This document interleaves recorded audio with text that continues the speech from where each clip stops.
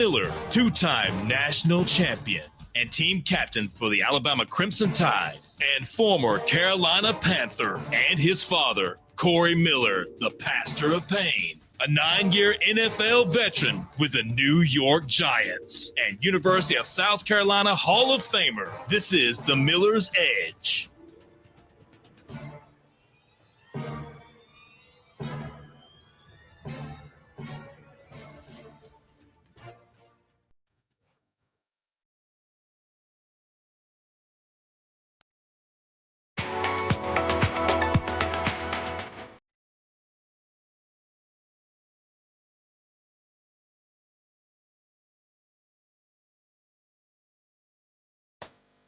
And welcome into this Monday edition of the Miller's Edge, Tide 100.9, 1230 WTVC. Hope everybody is doing well. Hope you guys had a good weekend. I definitely had a pretty solid weekend, Chase, I'd say. I was up there.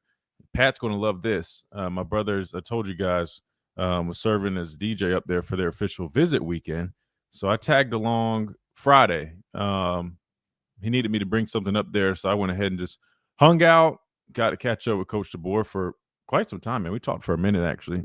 Courtney Morgan and a lot of other people just hanging out up there. They had some good food up there, so I definitely indulged in that, right? I'm never going to turn down free food. Can't turn that down. Archie Balls, shout out to those guys, Big Show and them. Were catering and others, and food was great. And I'll dive into it a little bit about at least just kind of, the whole recruiting weekend. I thought it was, really nicely done, man. They do a really good job of hosting guys, making them feel at home and putting on a number of things for them. So it was really cool. But again, I know Pat loves that stuff. I'll be honest, Chase, I wasn't like looking for guys. I met a couple guys while I was up there. I was kind of staying out the way, but I met a couple guys. One of them was an edge player. Talked to him a little bit. Matter of fact, he's from Keelan Russell's high school. His name's KJ. Is it Ford? Maybe I can't remember his last name. But anyway, nice kid. I told him I was going to watch his tape. I wanted to check him out, so I need to go back and do that. I did not see, or at least I did not meet Pat's favorite, Jet, the quarterback Jet. I did learn. This is why I needed to pay more attention to recruiting. Chase, did you know that Kobe Bryant's nephew is a high school prospect and was here on a visit this weekend? Did you know that? Really? Yeah, man. I didn't know that. But I'll dive into it in a little bit. But this guy, Chase, is literally like 6'5" and plays safety, right? And you talk about us having some length and some size on this team, on this roster. I mean, this guy would fit right in. I mean, 6'5", legit 6'5". And I watched some of his tape just to see how he moved, because I'm like, man, a 6'5" safety, that's kind of hard to come by, right? This dude is he's a real deal. And so I don't know what it looks like with him. Obviously, he's being recruited by everybody. I know it's probably going to be a very competitive type deal trying to land a player like him. But if we can, man, you're talking about adding him to a secondary with a guy like Dijon Lee at cornerback. I mean, just imagine the second Chase, a 6'4" corner, a 6'5" safety. I mean, Xavier Brown, he's not short by any means, but like 6'1" maybe. I mean, that would be some serious length for that group. But anyway, it was a fun weekend. Food was great. My brother did a phenomenal job with the music. They had a great time. It's just crazy to see how different things are. And then they've been doing this thing, but like the locker room photo shoot, like they had my brother in there DJing while those guys got to do the whole photo shoot thing and dancing, cutting up. And those guys had a really good time. But it's just so funny. I was talking to Ryan. He works with like the graphic design team and stuff. And Walt, shout out to all those guys, all the people that are in charge of, the creative and that side of things with the football team. And they do a hell of a job. And I was just talking with them. I was saying it was so different, Chase. Like when I came on a visit here, like that process of like trying things on and like getting to, you know what I mean? Like put like it literally was like, all right, if I had jeans on, they just hand me a jersey. Springer hands me a jersey. I put the jersey on. My dad's taking pictures on his phone. Nowadays, I mean, these guys have different stations, right? They have like 4 different stations. They put the whole uniform on. They're hoisting the trophies with the pictures. They've got like professional photographers. Your parents aren't just taking these pictures, right, with the phones. I mean, they still can, but you get what I'm saying. You got professional photographers. You go from one station with this cool backdrop of Bryant Denny with like the sunset. It's kind of like that yellow kind of drop. I think you guys probably saw pictures. I think Ryan Williams and the top receiver recruit that was here. They had a picture on social media. Like that was one of the stations. Another one was like a simple white backdrop. Another one was in the tunnel. They had like the custom background, with the LED boards. I mean, these guys, man. And then honestly, Chase, one of the coolest ones was the last station, and it was a station where it looked like it literally was like a put together thing. Like it was like a wooden like stage type deal, not big stage, but you know what I mean. Like when you're like staging a background. And it looked like it was like an old school retro locker / dorm type thing. And it had like old classic Bama memorabilia all over, but really cool design. But I was like, man, this is insane. Like all the differences from when like I was getting recruited. Like, and obviously I've seen the pictures, on social media when these guys go on visits and they're wearing the whole outfits, right? Even the family members wearing the outfits. But like seeing it in person, I'm like, man, that's definitely an experience. I can only imagine it's like a high schooler coming on a visit and just getting all those opportunities. I mean, it makes you feel like the real deal. I mean, you legit have the whole uniform on. But anyway, really fun stuff. Some other things we'll dive into as well. We played a little snippet with Ryan Williams doing a TikTok with John Gruden, right? Some of you guys not the biggest fan of him, but when it comes to ball, man, dude knows ball, and he's pretty funny. I will say that. But the whole video dropped, and I was watching it, Chase. I want to break down some parts of it because it was basically him, Ryan Williams, Isaiah Horton, those guys were sitting down watching tape together, and he was kind of coaching them up. And it's like a good combination of like, funny, like they're cutting up, but at the same time they're talking ball. And you get Ryan like breaking down like the big play that you had the game-winning touchdown versus Georgia. They're talking about routes and concepts like that. Anytime people are talking football like that, I think it's always interesting for us to listen to. So we'll probably dive into that video a little bit, kind of skip through it and hit on some of the main parts. But as usual, I got to remind you guys, 205-342-9904. Hit us up on the phone lines if you guys got anything on your mind. Again, it is the dog days of summer, so we will be talking some football. These guys are back in the swing of things, working out in their summer program. So we're underway, and you guys know how it works. You got recruiting going on. You got camps going on. You got SEC Media Days coming on here in a little bit. So we're going to be covering everything as we progress through the summer. Also, download that Tidal 100.9 app. It's completely free. You can leave your questions, comments, and concerns in an app message that we can read. Or if you guys are joining us on the YouTube stream, which we got some folks in here. What's up, everybody? You can always leave your questions, comments, and concerns right there in the chat. Interact with each other, and we'll dive in all that as well. So check us out on YouTube at The Miller's Edge. If you haven't already, if you prefer a visual where you can see me do the show, see the videos that we're playing, and all that good stuff, you guys know the drill. But first, we got to take a time out. When we come back, we get rolling right here on The Miller's Edge, Tidal 100.9, 1230 WTBC, and live on YouTube, presented by the Good Feet Store, America's Arch Sport Experts. Quick time out. We'll be right back.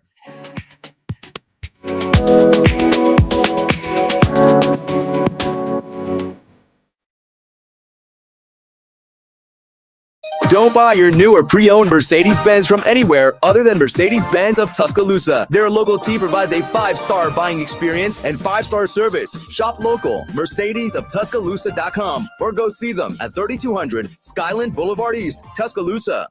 Memorial Day savings are here at the Home Depot with free delivery and up to 40% off, plus up to an extra $450 off select appliances like. Let's see who we got. Justin, what's up? Q, what's going on? Todd, I see you.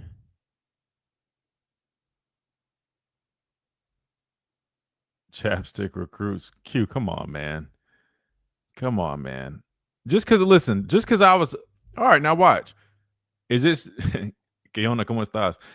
Look, what's going to happen is watch his receiver room do well, then it's not going to be Chapstick. It was just me saying, all right, I've seen them in the spring. Come on, we've talked about this, man. It can't be, you got to give me some grace, man. I got to see them. And I just said my expectations have increased for them, given what I saw in the spring. That's not, come on, man. But recruits, nah. I listen. I was shouting praise towards Jet, Kobe Bryant's nephew, but rightfully so, man. I mean, you see this guy and you realize he's a safety. I mean, he's cut different, man. Did you talk about the pedigree? I mean, obviously it's a different sport, but I'd imagine. I mean, he's obviously got some pretty decent genes, right? How do y'all think this year's defense will handle FSU week 1 with their offense seeming to be based around quarterback elusiveness and us having problems with that last year? Really good question, man. Yeah, that's a good question.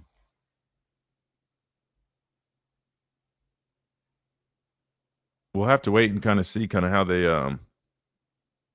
go about that key, area of, I guess you could say, weakness from last year.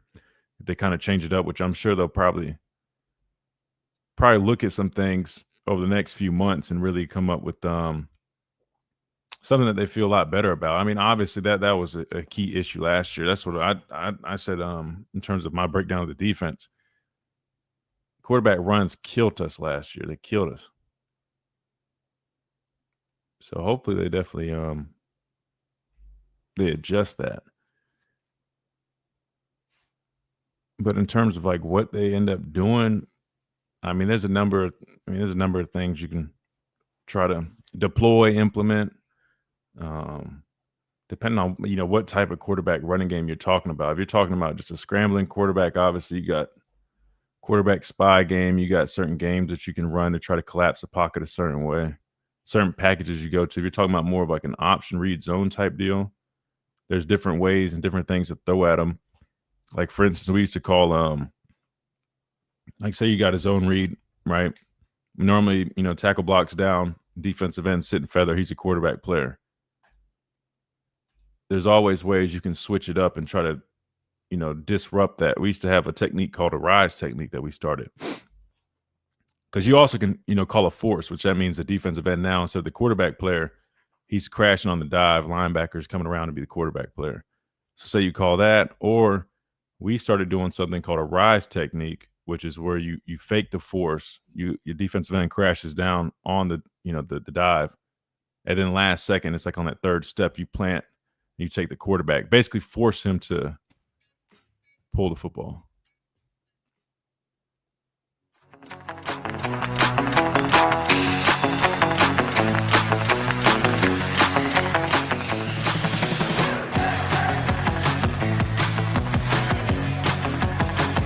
And welcome back into this Monday edition of the Miller's Edge, Tide 100.9, 1230 WTBC, presented by the Good Feet Store, America's Art Sport Experts. As you guys have heard me talk about, and you can see on this big, beautiful website that we've got shared on the screen on the YouTube stream, goodfeet.com. But again, Good Feet is known for their premium art sports that are designed to eliminate and alleviate all types of pain, foot pain, knee pain, back pain. You got to check them out. It's as simple as popping them in your shoes, boots, whatever you wear on your feet. They go inside of them and they get to work. Clinically proven to eliminate and alleviate all types of pain in just 4 short weeks. Be sure to check them out. If you're in Tuscaloosa, you can find their location here in Midtown Village. If not, no worries. There's literally stores nationwide, and they're opening more and more as we speak. Goodfeet.com. You can go to the website right here. You can schedule an appointment, but walk-ins are welcome. It's try before you buy. Literally nothing to lose. Just go on in there. They'll let you try them out. They'll demonstrate. They'll even show you the impressions of your arches and explain how these will benefit you. But everything starts from the ground up. You need a good foundation, and that is your feet. And that's why the Good Feet Store will take care of you. Not your basic orthopedics that you might find at Walgreens, something like that. No, these things are game changers, and they're the real deal. Again, clinically proven to take care of that. So make sure you check them out, pay them a visit, or go to their website to hear more information. Again, that is goodfeet.com. The Good Feet Store, improving the quality of people's lives 2 feet at a time. All right. So I was mentioning that whole John Gruden thing. And Chase, it really was interesting because we were talking about kind of what he's doing now. It's, kind of like the quarterback stuff he was doing when he was working with the network and all that. But now he's got pretty much, he's any position. He's had Ashton Genty on there. Now he's had Ryan Williams, Isaiah Horton. And honestly, Chase, Chase, I'll say this. I was kind of impressed with Horton during the whole thing too, because what stood out to me, and I'll talk about it when we listen to it and watch. He you can tell that he's older, he's more mature. Not saying like than Ryan, but I'm just saying like you can just tell by how he goes about things, just his knowledge of things. Like there's a number of things that he said that I was like, man, I like this dude. Even something as simple as like Gruden was asking Ryan about celebrations, and Horton was like, I just hand the ball to the ref. Which you guys know me, I'm simple. old school. So obviously I'm gonna like that. And not that literally is, indicator of somebody's talent, but it's just like nowadays, in the society we live in, especially with everybody just wanting attention, this and that. Like to hear a guy like that, a receiver, and he's just like, hey, yeah, I just hand the ball to the ref, man. And then like they're playing around doing TikTok to the end. He's like, he doesn't even know how to work the app or anything. To me, I'm just like, yeah, this dude's a ball player, man. Yeah, he just likes football. He's a go-getter. And I don't know, I respect it. But anyway, the video is like 30 minutes long. So we're definitely not going to watch the whole thing. But we'll watch parts of it. And now hopefully I can try to time it right. Normally Chase is is the man and can clip things up, but I didn't send it to him. So I was just going to play it that way we can also watch it and stuff. But the game plan is we'll try to skim through this, at least to the main parts, and kind of break down some of these things that I thought were was interesting on the video. So that being said, I got it pulled up, but let me see, Chase, how should I do this? Should I just let it run for a second? Or you know what? We'll start here and we'll see where it takes us. We'll see where it takes us. Here we go. Dance contest because my wife is up there dancing with her partner. I can't wait to show you how good she's doing. So I can't wait to ask Ryan Williams about this play. The Georgia game. Georgia 34, Alabama 33, 2 minutes and 31 seconds left. I know Alabama has a slot on the left, and they're running like 12-yard turn routes over their inside shoulder. And over here, they're doing the same thing. But for some reason, Ryan Williams, against bump and run, he doesn't run the turn. He runs a go ball, and Milroe throws a pass down here, and Williams catches it for a touchdown, and he starts doing the dirty bird. I got to ask him about one of the plays of the year in college football. So look at these two guys. They're running the 12-yard hooks. Look at this guy. He's running a 12-yard hook. But Ryan Williams up top, he must have had a conversation or something because he's running the go ball. Look at him go up, play the ball, and then finish this for the game winner. I can't wait to meet this guy. Okay, sorry, I had to pause the video. He's got to work on his dirty bird, man, which Ryan helps him out in a little bit. But if you watch on the stream, his dirty bird definitely needs a little bit of help. But let's dive into it. But that's the play he's going to ask him about, which I'm sure you guys remember that play. Ryan going up top over that Georgia defender, making two guys look silly after the catch and scoring to give us the lead against Georgia. So let's dive into it. What is he doing after the catch? I don't know. You guys over there with Yo Murphy, huh? Yes, sir. Got some work, Yeah? You guys work out already this morning? Yes, sir. So I was just down in Mobile, man. You will? I was at the Senior Bowl. I was at the Senior Bowl. Guess who got put in the Senior Bowl Hall of Fame, Isaiah? Me. Yeah. How old are you now? You 16? Nah, I'm 18 now. Yeah. Ain't legal in Alabama yet, but I'm old enough. Okay, good. We help Yo Murphy over there. Mm-hmm. So when you guys come down and train, when you guys are recovering, you got some place to go where you can study tape. And I got all the tapes. I got all the old school guys, some of the guys that remind me of you, some big, strong guys that remind me of you. But we're just trying to get to know each other here, let you know how we serve as players here. Because I think when the season's over, you gotta have some place to go. You don't want to waste time. You know what I mean? Yeah. Congratulations, man. You transferred to Alabama, huh? Did. What made you do that? Situation. Just put myself in a situation to get to where I want to be at. I called him and told him, hey, what's up? I was talking to Grubbs the other night, Coach Grubbs. Yeah.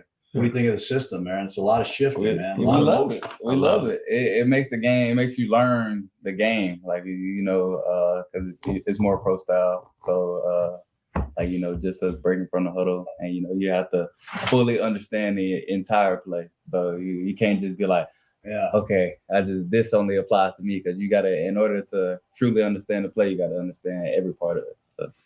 And he's not lying about that at all. That was one of the things I first noticed when this new staff first got here. I remember last spring when I went up there. Now, obviously, when you turn on the tape and you watch Washington, there's a lot of pre-snap movement, a lot of window dressing. I feel like you don't see it. We didn't see as much at times during the year, but it's in that system. And I'm curious if we'll see more of it implemented now that you've got, different personnel, you've got Grubb back.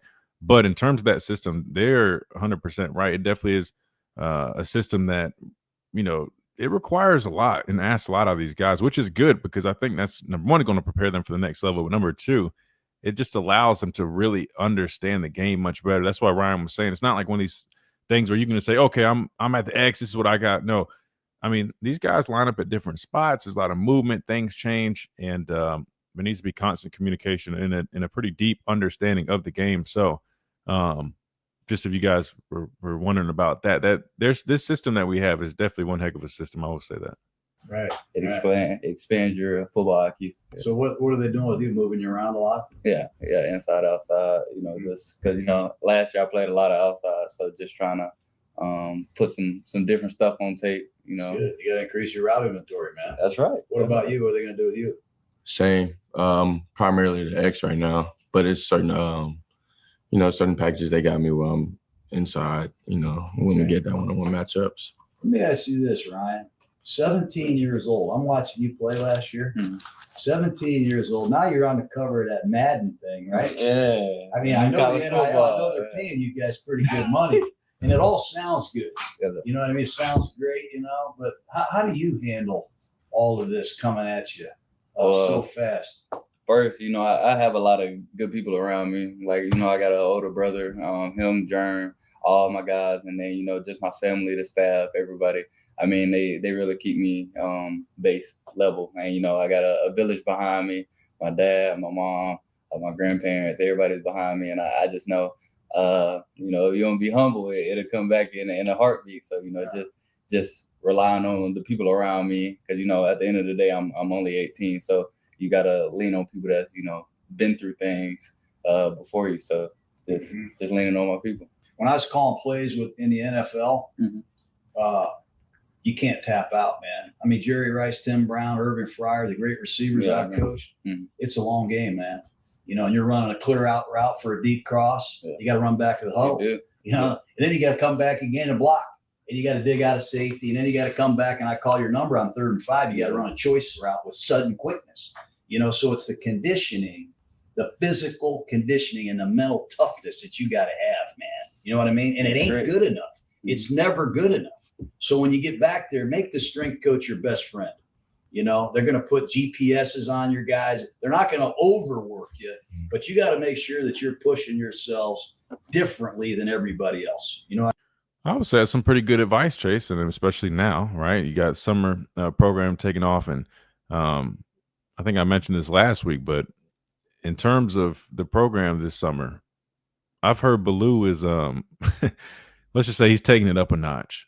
I feel like Baloo is kind of like on a mission this year, right? I don't know if it's the results from last year. I don't know what it was, but I feel like he's on a mission, man. Everybody I've talked to, they're saying this dude he's been really, really coaching these guys hard this summer, and really this spring, but then this summer especially, they plan on really taking it up a notch. So good advice from John Gruden. Chase, let's do this. Let's stay on schedule. I don't want to mess you up too much. Let's go ahead and take a timeout at this part before we dive into some of this film they're about to break down. Then when we come back, we'll continue with the video. We'll get those breakdowns from that big play, Ryan's big game-winning touchdown over Georgia, plus some more tape stuff. It feels like we're in the film room, right, Chase? It's kind of fun, man. This reminds me of being in an actual film room with the coach, man. You got John Gruden breaking down tape with Ryan Williams and Isaiah Horton. So we'll do that when we come back from this quick timeout right here on the Miller's Edge, Tide 100.9, 1230 WTBC, live on YouTube as well, presented by the Good Feet Store, America's Arch Sport experts. Quick timeout. We'll be right back.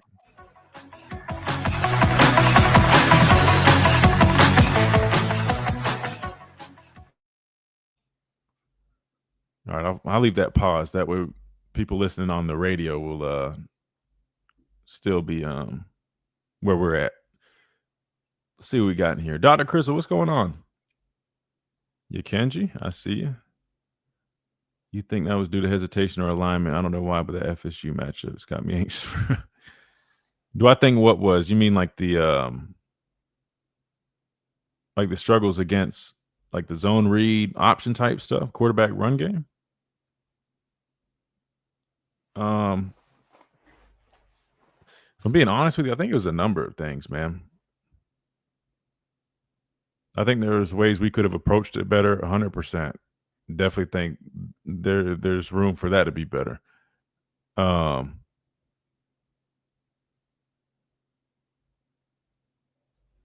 radio's tough. What do you mean, Q? But yeah, no, I definitely think Todd, we could have put our guys in some better positions. I think the execution wasn't great at times either on the players' end. You know what I mean? Like, discipline is everything, especially when you're playing a team like that runs an option style offense, zone read, type plays like that. It's all about discipline and execution. Everybody's got a job, and if one guy doesn't do their job, the whole play is busted. Which really, that's pretty much every football play, but with that type of play specifically, because what they're doing is especially nowadays, they're taking it a step up, right? Like, you've got regular zone read and option type, stuff, which obviously on defense you have your principles for that. But then you also have to remember this, though. They're going to be adding elements too, whether it's window dressing to try to because they know, right? Like, you guys think about football like this. It's like chess, right? Offensive coordinator, offense is going to dictate things because they're the ones calling the play. Defense, your job is to read and react and respond, right? But at the same time, offenses will predicate things based on how they think you will play something, right? Like, they watch tape too. And so they'll try to attack things that they feel like you're vulnerable at, or they'll say, all right, we know this is how they normally, try to defend zone read or this type of play. We're going to try to, confuse this edge guy, make him kind of maybe second guess it. Because all it takes really in football, man, if you're a step late, a second late, that's all it takes. You could still be technically right on your assignment, but if you're a step behind because you hesitate, you're paying attention to that window dressing, that's all offense really needs, right? So it's a really long-winded way of saying this, Todd, but there's a number of things I feel like could have been better, but even the execution, like if a guy's got the quarterback, man, he's got to play the quarterback. But I mean, I wish we could just pull up the tape on here without the whole copyright thing, because I would just show you guys examples of exactly what I'm talking about. I think personnel, when you play certain teams, also could be something that we probably could have done a little bit better.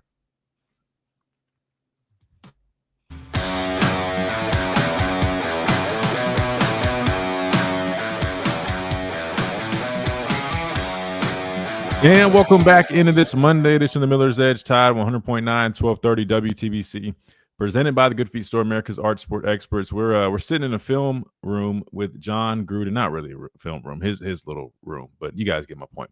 With John Gruden, Isaiah Horton, and Ryan Williams, and they're about to start talking about some stuff. They're about to start watching some tape.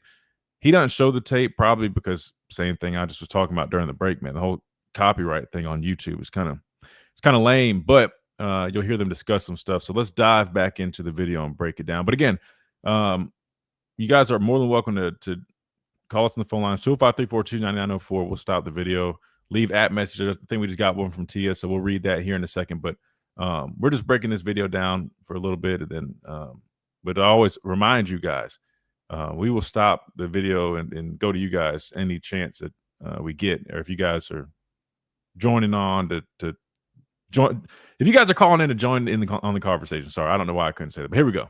What I mean, so the conditioning doesn't stay the same. Yeah. The demands on you especially are going to be higher and higher. Hey, let me do an interview with Ryan Williams. Yeah. Hey, Ryan, will you come and endorse this product? Hey, Ryan, come over here. Well, that's all great. But I'll tell you what, Jerry Rice never missed a workout. Yeah. You know what I mean? Every year he reported at training camp, he was 1 pound lighter. He said 37, yeah. 38, 39. His conditioning was insane. Guys would go train with him. They'd never go back again because he would run them into the freaking ground. But my point is, make sure you guys get yourselves ready to really roll, okay? Because that's what makes the great pass offenses. Late in the fourth quarter, 2-minute drills. All right, sorry, we got a quick little ad. But I love the advice from him. He's an old school guy, so it clearly makes sense. But you can tell, man, he's trying to put them on game. Like, hey, man, there's going to be distractions, but at the end of the day, make sure the main thing is the main thing. And I love that he referenced that fourth quarter, man. That's what we're built on here at Alabama. So obviously, we know all about that. But it's nice that he's just reminding these young talented receivers that we have of that. Guys aren't tapped out on the sidelines. You know what I mean? Yes, sir. Let me ask you this: what kind of? I ask these guys what kind of music they listen to, because I like to kind of stay. Here, we can skip the Like I music see part. He's telling about a celebration. Okay. Well, nah, they gonna. No, show me one you did last year. I'm gonna just give you my signature. Have you seen my signature one? Let me see it. So this is my high school one, and then you can just like, have you ever seen Kick Batowski? Yeah. Yeah. That's what I got it from. Chase, do you know what he's referencing? What movie or what he's referencing? I'll be honest with you, man. People are probably gonna jump me because it's maybe it's. I don't know what that's from. Do you know? I don't even know what he said. I never thought in our dear Lord and Savior week that he would say Kick Batowski as his celebration. That is crazy work. But no, what I need to what look is this that? up on TikTok real fast. Because Wait, what? Do you know what is like? What is he referencing? I might be living under a rock. Is it like a popular movie or something that I'm unaware of? Let me put you on game, Christian. It is probably the best show to come out of Disney XD. That I love it so much. Like, wait, it's a Disney show. It's kind of I come like a man because he's the way he does it, but he's kind of like a superhero in a sense. But he's always doing like daredevils. He has a kind of a goofy like attire, but it's very catchy. But yeah, Kick Batowski, that's his name. Okay, so that makes me feel a little bit better. I was thinking it was like some big popular movie that everybody knows that I just didn't know, but it's a Disney series. Maybe I'm a little old, maybe. I don't know, but I'll put me on game here in a second. Let's see what they go from. I expect something. Let me see. You got a lot of ball. They had their game plan, and they just. Oh, here we go. So he was finishing giving them like John Gruden wanted to dance. Gosh, God, I cannot talk today. Sorry. To learn, but anyway, now they're about to dive into this play. I think. You got a lot of. Well, if you think about it, nothing's ever really original. I get the ball to the rep. He said, I get a ball to the rep. Well, that's Emmitt Smith. I mean, Emmitt Smith, every time he scored, I've been Barry Sanders. They didn't do anything stupid. Yeah, I'm born. What the hell happened to you guys against Vanderbilt? Man, they played a better football game than us this game. We came out slow, and they capitalized. They held the ball. They had their game plan, and they executed. What do you say to your team when you got Vanderbilt this year? They're coming into Tuscaloosa. Man, going into this game, it's we don't call them revenge games. So we gonna kill an ant with a sledgehammer this year. So I mean, just every game that we fell short last year, we definitely got red eyes going into them. They got it. I mean, I'm glad to hear that. Obviously, that one's not going to sit well with this whole Vanderbilt game. So I hope they go in. I know they're not calling it a revenge game. I don't blame them. I wouldn't want to call Vanderbilt a revenge game either. But I hope we go into that game with the right mindset because they're due something. Good quarterback out there, don't they? They do, yes, sir. The guy can make plays. Okay, I got to hear this, man. I love Milroe. He was in here a couple times. Mm-hmm. You like Milroe? I love Milroe. Is he a great guy or what? That's what I said. 33. Look at this. 34 for Georgia, 33 for Alabama. 2 minutes left. Tell me about this play. This play. This is one of the best plays of the year right here. What was this, Ryan? Okay, so Tell me the truth. I'm not telling the truth. I want to hear it. Okay, so on this play, the conversion rules are if it's cover 2 or if it's cloud, that's the only way you can convert. But as you can see, so real quick, sorry to keep stopping it, but I just want to make sure I'm feeling you guys. And so when he says if it's the conversion rule, so basically as receivers, obviously, and you guys might know this, but if not, so when you're running routes or any play, I just talked about responding to what defense are doing and stuff like that. Anyway, conversion rules are if you're getting one thing or one type of coverage or alignment, something like that from a defender, they convert, right? It's almost like a plan B type deal. And so when he says if it was cover 2 or cloud, that means if the corner was like a true flat defender, right? So cloud coverage means the corner is going to squat in the flats. Typically in let's say cover 3. Cover 3 is a 3 deep defense, right? You got a middle of the field safety, then you got the 2 corners, playing the deep third. If it's cover 3 cloud, what that means is instead of switching the responsibility, the corner now, instead of being just one of them, instead of being a deep third defender, He now is going to squat and he's going to play the flat. And then you've got like a safety basically taking his spot, because normally a safety would end up being like a flat defender in cover 3, depending on, what side is strong. What I'm getting at is it's just funny hearing him say that, because he didn't get that. I wish we could see it on tape. John Gruden showed it earlier, so you guys did see it, but he had a press corner who was just playing man coverage on him. He did not get cloud coverage. So he wasn't supposed to convert. The conversion rule on that would be just go, right? Why? Because obviously if that corner is going to squat, that means the safety is going to have to go play that third, and Ryan should beat that guy with these. You get what I'm saying? I guess this is what happens sometimes about freshmen, right? But I could be wrong, because he did say he communicated. Let me let him finish. But anyway, that's what cloud means. Cloud means the corner is going to end up playing the flat instead of basically swapping the responsibility, and the cornerback squats in the flat. I converted anyway, but it was because me and Jay Mill, we had a conversation on the sideline. So we talked on the sideline. So I wasn't supposed to convert.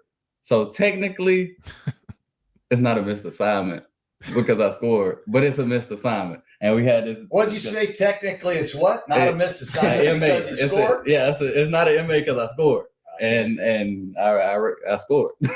He's not. I will say this: a lot of coaches will say that, man. If you're gonna be wrong, you better make it right. And what we mean by that, like, I'll give you an example, man. Not to throw my old teammate under the bus, man, because dude was a dog. Tim Williams, man.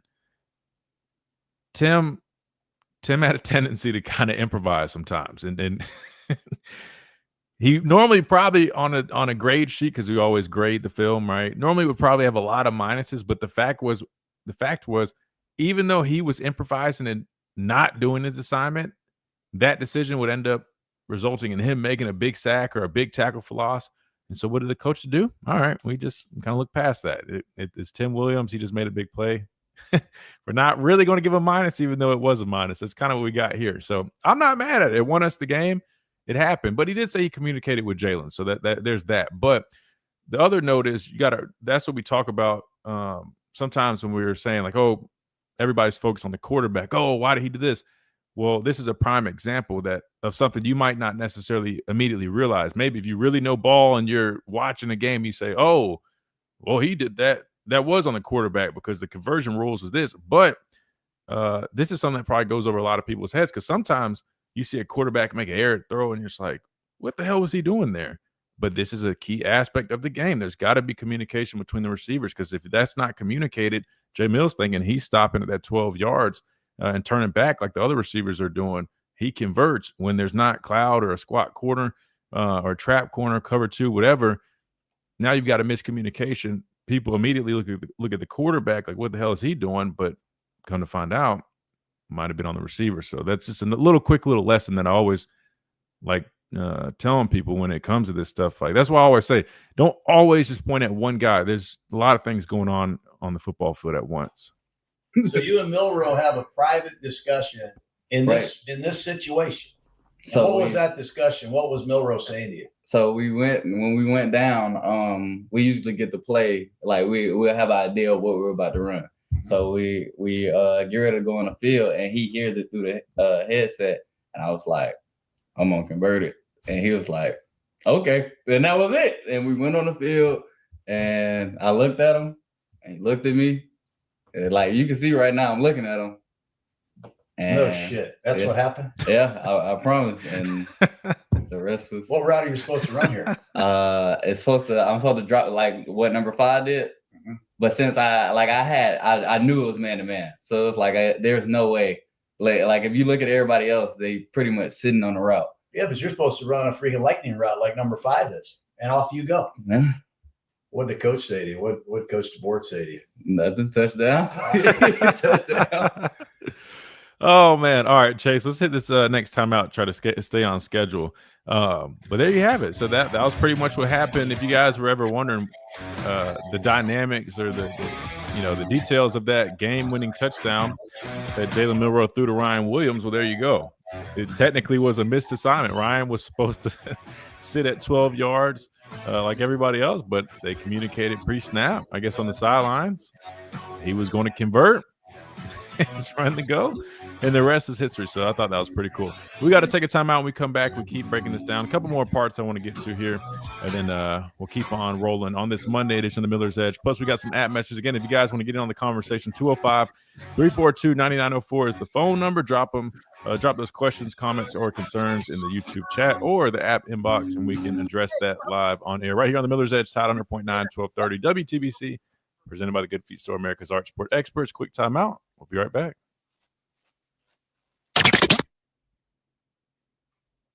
All right. We'll pause that for the radio listeners as well. Sidebar, the stash is growing on me. You know what's funny, Dr. Chris? I do it for fun, man. I do it for fun. And I feel like this happens. Like when I first do it, everybody's like, what the hell are you doing? And then after a while, like I guess I get used to it. I don't know. I've always just had fun with it, man. It's just that old school look, man. You know what I mean? It's like what they call it, chevron mustache. I don't know. Some people got jokes though, but I appreciate that. Dang, you'll be here, Vanderbilt game Q06. We'll have to connect, man. We still got to figure out what venue we're going to do the show at this year.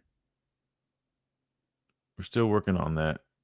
I mean, good chance we just do it, like last year, but I'll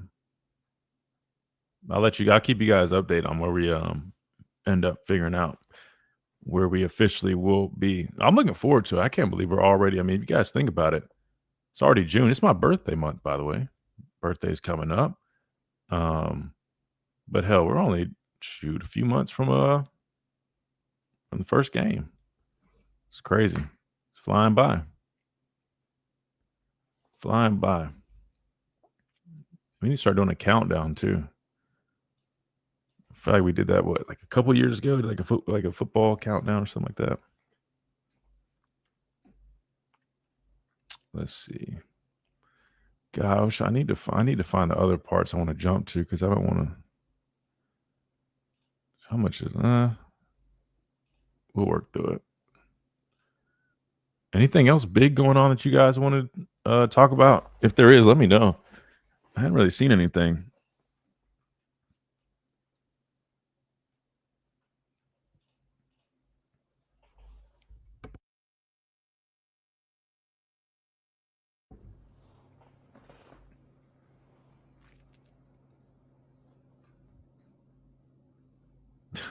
Busted play. Yeah, but like I said, the rules are Q. I agree with you, man. A bust is a bust, but when it's a game-winning touchdown like that, man, But I'm telling you, we used to. Not we. I say we, like I was a coach. Coach Lupoy was like that, like with Tim. You guys saw how successful Tim Williams was, right? Would it sometimes have negative consequences? Yeah. If he's supposed to be a contained rusher and he, takes an inside move, doesn't communicate it. Yeah. Of course, that's going to happen sometimes. But as you've seen a number of times, he hits him with a quick, swim inside, quick inside move, comes up with a sack, tackle for loss. Hell, nobody's going to say nothing about that. And it was like Coach Lupoy knew, like, Tim is going to be Tim. Tim's going to do what he wants sometimes. So you just have to just know, all right, might bite us a couple times. Gone out of control stash. Nah, matter of fact, I kind of lined it up a little bit. I lined it up just a little bit. I got it off the lip a little bit, but I wanted to keep it a little thick like that, man. That's the whole point of the old school look, man. Real old school. That was like my signature too when I was playing. 65 in the wet days, highs between 87 and 90. I'm James Spann on the ABC 3340 Weather Center on Tide 100.9. It's 82 degrees in Tuscaloosa. This is Miller's Edge on Tide 100.9.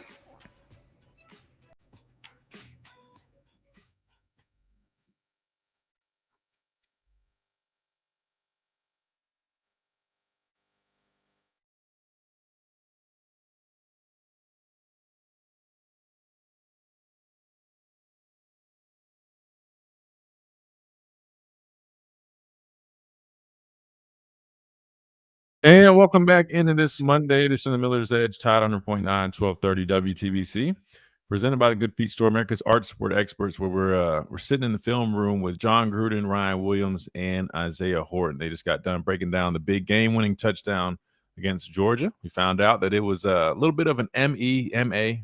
We used to call it mental error or missed assignment. But like he just said, I mean, when you score a game-winning touchdown or even a touchdown in general off of that, not going to matter as much, even though you still want to make sure you guys are limiting those. But anyway, let's go back to the video. See, that's my dirty bird that you got to learn. That's why I got it here. I got everything, man. Yeah, I got it all. Okay, we can skip a little bit ahead because he was talking about the dirty bird. I think we're good on that. You got that? You gonna forget it? I got it. And of course, there's an ad there. Ryan did hit that dirty bird pretty smooth, though. I got to give him that. He hit it pretty clean. I mainly use releases if I'm on the backside, like a 3 or 4 in a progression, or red zone. Maybe if you got to be a little more patient. But you usually if I'm in open field, I try to a speed release or like a slide. Just trying to like efficient releases so it's quick, and I can still move the defender how I want to, but be quarterback friendly. What I say about the red line? Hold it. Want to hold it? Hold it. Michael who? Irvin. Michael Irvin. Okay. What are 3 things that happen on these red line throws? 3 or 4 things that happen. We can skip ahead. Basically, what he's talking about is the red line throws. It's like a 50-50 ball, right? Either you catch it, incomplete, or it's intercepted. So he's basically just coaching them up on, turning to the defensive back. He's just giving them some wide receiver game. So if I throw a bad ball or I throw it inside, what's the best play you can make now? A defensive. You become a defensive back. You get you never let this ball get intercepted. Every time we throw the red line fade, man, there's no way it's intercepted because you make sure it isn't. Mm-hmm. It's a 50-50 ball, but you make it 75-25. Mm-hmm. All right. So it's a catch or it's incomplete. And then I want you to learn how to be like an actor. Who's your favorite actor? Chris Tucker. Who? Chris Tucker. Chris Tucker. Chris Tucker. Who's yours? Adam Sandler. I like Sandler too. Yeah. Okay. I want you to get me some PI calls. Okay. Like one. Now, I want to learn about the back shoulder fade. When am I going to back shoulder you? Because if I'm a corner playing against you, in press coverage, my coach is telling me, you let that son of a bitch beat you over the top, I'll cut you. That's all right. I'm fired. So I'm going to stay on top. Mm-hmm. All right. And when you're trying to get out on top of me, to get the goal ball, and I'm way over the top, what's the quarterback going to do with the ball? I want to hear about that. Yeah. Gotcha. How do you throw the back shoulder ball at Alabama? What are some of the things? Throw it at the back of the Get up here and show me. Yeah. So if the ball's in there and you're running a go ball on me, and I'm staying over the top, I am not letting you get out. I'm not letting you get over the top. Okay. You just gonna flip your head. 10 yards. 10? I told Ty the screen at 10, I'm gonna look. So if they're over the top at 10, I'm gonna look, and that's a page we on. You guys ever have pat and go? Yeah. See, I love that type of communication. Now, hopefully, we don't have any other schools listen to this because they're gonna be, hey, man, at 10 yards, man, you start trying to set a guy up, act like you're playing over the top, and know that they're going to throw the back shoulder on you. Nah, I doubt that's going to happen, but who knows? But no, I like that communication. That's what I'm talking about, like the maturity out of Horton. You can just he's a vet, right? I mean, he's been playing college football for a second. But just hearing that type of communication with Ty, them setting it up, because that's important between the receiver and the quarterback. So now they know, man, if he's on his route, that DB's over the top of him at 10 yards, he's going to be looking back at Ty, expecting potentially getting a back shoulder. That's going to help their connection much more, and for those guys to have a lot more successful. Love hearing that kind of stuff from these guys. If we got any parents or coaches that are tuned in right now, which obviously we do, and your kids play receiver, man, you guys are getting some really good game right now. Hell, I didn't even play receiver. I know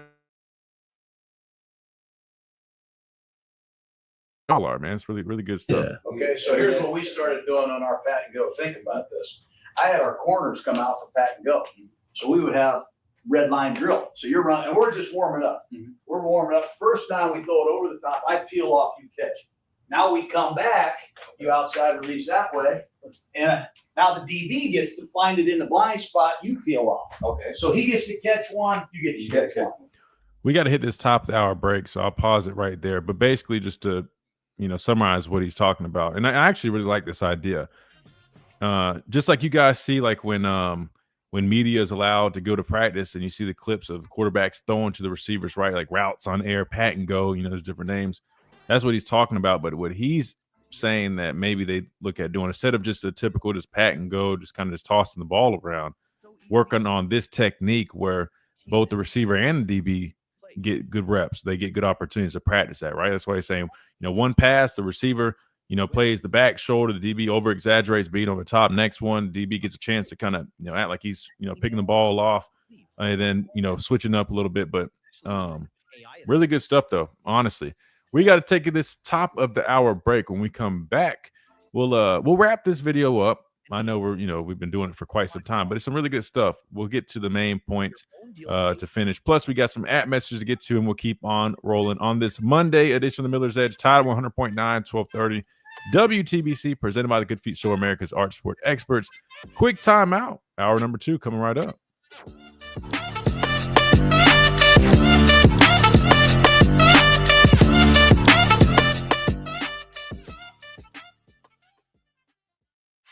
WTBC Tuscaloosa and W265CG Tuscaloosa, a town. All right. Matter of fact, let's skim through this and see. Excuse me. What else we got on here? The next day, we got to do a TikTok. Let's do a TikTok. Yeah. See, we don't need. I want you to set a physical tone. This is a big rivalry game. Arizona's playing USC, and this receiver's going in there to block first force on a bubble screen. Watch it. See, Arizona, that's kind of I show this clip to my receivers. I said, this is just a physicality that we have. Yeah. We can finesse you with lookies and choices. We can just turbo right by your asses, and we can physically kick the shit right out of you. You know what I'm saying? Mm-hmm. You're a big, strong guy. You ought to play like a big, strong guy. You'll see in a second when they stand up. But now I was talking about it, I'm like, man, Isaiah Horton is a big dude, not just tall, he's solid. And that's what Gruden's talking about, playing with his size, really, really utilizing it. Speaking of size, I'll mention this when we come back on air. Again, we're live on the radio. We're just on a commercial break, but they've been recruiting some size for sure. Obviously, when you're having these visits, these official visits, these guys will, help host and tag along. Derek Meadows was in there. And I saw him this whole spring. So, I mean, I've already seen, how big he is. But he was with that tight end who just got here. So this tight end wasn't here, the one from out west that we signed. Somebody asked about him a few weeks ago. But just talk about these big kids, man. These guys come out of high school nowadays. This is different, man. I mean, like both those, between the two of them, I mean, like 6'6", 6'7". I'm like, goodness gracious, man. Dejon Lee, 6'4" corner. Excuse me. I mean, you're talking about some serious length on this person with this personnel. Excuse me, on this roster. Some big kids come out of high school nowadays, man. You're a real fast, quick twitch cat. This is what I want. I want you to pick up times during the season. Okay? Mm-hmm. I want you to set a physical tone. A few bites out of some bones this year for me. You with me? Especially against some of these teams, okay, that you watch the tape and you go, I'm going to get that son of a bitch. Yeah. You guys know what I'm talking about, right? For sure. I'm going to get this guy. For sure. You walk out there and you say, I want you 23, 28, 33. I want the coach too. Come and bring your ass out here. Come on. You kick every one of their asses. You love football or do you like it? Love it. I love the game. Would you play? Let me ask you this. All this NIL stuff I hear about, all these big contracts. That's a good thing to hit on. We'll jump to that when we come back. Chase, you heard he had some colorful language, so just heads up on that. Let's hit to his app message first before we jump back in the video. We'll take a break from the video. It is good stuff, though. Good content. Everybody come back. God, man, my back is killing me. I went to the gym, did legs today. 5'2", 9.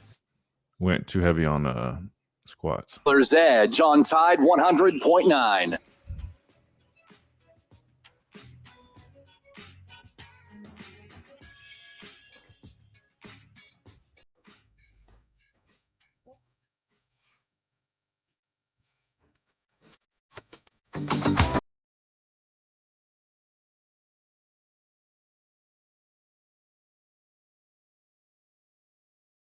And welcome back into this Monday edition of the Miller's Edge, Tide 100.9, 1230 WTBC, presented by the Good Feet Store, America's arch support experts. Hope everybody is doing well. Hour number 2 officially underway. We've been enjoying breaking down this John Gruden video, sitting down with Alabama wide receivers Ryan Williams, Isaiah Horton, talking ball, breaking down some film. He's putting them on some good game, and it's definitely pretty entertaining as well.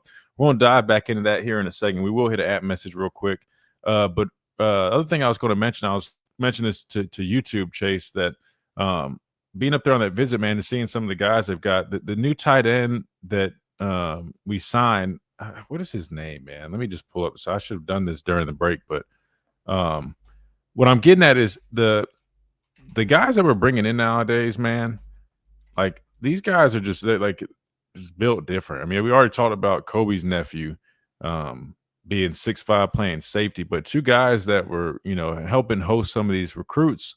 Derek Meadows was a receiver who's, like 6'6". I mean, at least he looks every bit of it. But Caleb Edwards, the tight end out of California, he didn't early enroll, so he wasn't here this spring. I didn't get to really see him, but I did get to see him this weekend. And when I tell you, I mean, that guy's every bit of 6'6". If not, I mean, he looked more like 6'7" to me, honestly. But he's listed as 6'6", 255. This dude has some serious, size, and obviously you can see his tape playing down here on Huddle if you're watching the YouTube stream. The guy moves really well. Obviously has an extremely big catch radius, but his athleticism stands out. Here he is, in the core. That's what we call in the core when he's connected to the line of scrimmage. He's running the route. I want to see if he can block, though. I can't remember if I saw much on tape. I think he had some clips. But anyway, seeing his ability after the catch, looks pretty fast to me for a guy that size. Anyway, I was impressed by him, just seeing him in person. But I'm just telling you guys, man, we got some guys, man. I was talking with one of the coaches. He's a newer coach, but he spent time in the league, and he was telling me one of the first things that stood out to him when he got here was that the talent on this football team. And he's coming from the National Football League. He's coached in college as well, but he said just when he got here, he immediately realized, I mean, we've got a number of NFL talent on this roster. So not to be chapsticking or anything. I know Q's in the chat and he's over here trying to get on me. I'm just saying. The future looks to be bright, man. The future definitely looks to be bright. There's a lot of talented players and a lot of potential on this team. The other thing was, man, I was saying, obviously I had a lot of conversations when I was up here, but I'll tell you guys this, man, speaking to the people in the building and really, learning about really what they're facing in today's college football, just to leave it at that. I mean, it truly is, it's definitely different, man. And it just makes you respect everybody that's involved in all those processes, because I mean, it's so much goes, it's so much more nowadays. And we talk about it and we discuss it here on the show and you read stuff, but when you really get that firsthand experience, really, talking with all these guys up there, man, and really knowing how the process has changed. I mean, it's crazy, man. It's crazy. And I even learned a lot, Chase, too, about some of the stuff that we had been discussing. I mean, obviously you've got the pending, lawsuit with the NCAA, how that can have an effect on a number of things, whether it's roster size. I mean, how they're going to go back. There's so many things going on right now in college football. I don't even know if everybody realizes like the extent of like what's, kind of happening right now. But as that stuff keeps rolling out, we'll definitely talk more and more about it. But, I'm not diving into too many specifics right now, but just know there's a lot in college football right now. It's a lot. So I definitely respect anybody that's in the space, because it's not easy. Chase, let's see what we have in that app inbox. I think Tia left us an app message. You got it, Christian. She said, "Who's your greatest Alabama athlete of all time?" And no, you cannot say yourself. Well, Tia, you don't know me well enough. Trust me, I would never just name myself, even though I get the answer. Oh, to be confident, you should. I'm very confident, but at the same time, I'm very much a realist. Okay, and I'll be the first one to tell you, I couldn't even sit here with a straight face and say I was the greatest athlete of all time at a university like the University of Alabama. Now, maybe high school, which we had some dogs from my high school too. I mean, Michael Boulware, Peter Boulware, guys who both of them played at Florida State. Matter of fact, I might need to give them a call, put a little friendly wager on this first game. Kidding, but yeah, high school maybe. I mean, I did some really really big stuff in high school from a football perspective, but I didn't play any other sports. So I wouldn't even say I was the best athlete of all time in high school. I mean, I'm sure there's people that did a number of other things too. College though, I would never even. I would not do that. But to answer your question, if you're listening still, Tia, I might need you to clarify. Do you mean like are we just saying like, athleticism? Like we're just judging like how athletic someone was, like in terms of like, I don't know. Are we saying when you say like the best athlete, you just mean like at their respective sport?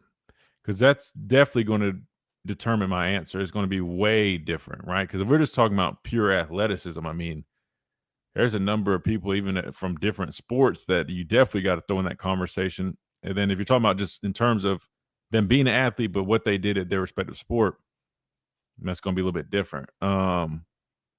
Let's see. I don't know. I guess maybe I can give you an answer while we wait on your clarification. Chase, that's tough, man. Greatest athlete of all time at the University of Alabama. I don't know. I'll be honest, man. Like, I'm biased because I played edge, right? But like Derek Thomas, like what he did here at the university and like the record he set in terms of sacks, like let me pull this up in terms of like where he ranks and where the second, like the second ranked sack leader is on that list. Insane. Not to mention, how good he was in the NFL too. Alabama. Let me search this real quick. I'm telling you, AI is amazing. Alabama all-time sack leaders. Like the fact that he's so far ahead. You got Derek Thomas with 52 sacks. Will Anderson is number 2 on the list at 34 and a half.